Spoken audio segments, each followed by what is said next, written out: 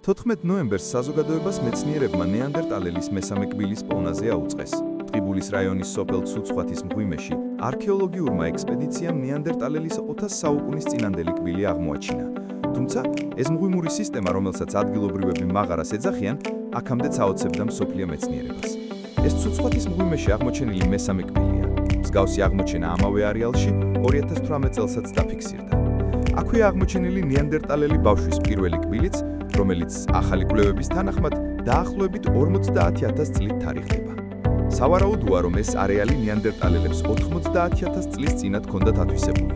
გამოდის, რომ პირველი ცუცხვათელი იყო დაახლოებით 160 სანტიმეტრამდე სიმაღლის, ჯმუხი, ფართო მკერდისა და ძლიერი კუნთების მქონე ადამიანი, გადმოწეული შუბლით, გრძელი მკლავებით, ბრტყელი ტერფითა და ძლიერი ყბებით.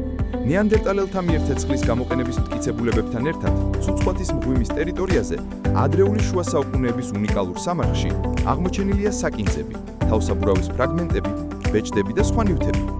არქეოლოგიური ექსპედიცია ცუცხვათის მღვიმურ კომპლექსს 2016 წლიდან იკვლევს. აქ ასევე აღმოჩენილია შუა პალეოლითის ქვის იარაღები და ძვლები. ნეანდერტალელები, როგორც წესი, ძირითადად მღვიმეებსა და კლდეებში ცხოვრობდნენ მცირე ჯგუფებად. იცოდნენ ცეცხლის დანთება, იარაღს ქვისგან ამზადებდნენ, ნადირობდნენ ნადირ ფრინველზე. მიცვალებულებს მარხავდნენ პატივისცემით, ამზადებდნენ მუსიკალურ ინსტრუმენტებს და იყენებდნენ ტანისამოსს. არქეოლოგიურად აღმოჩენილი ნემსი ამის დადასტურებაა.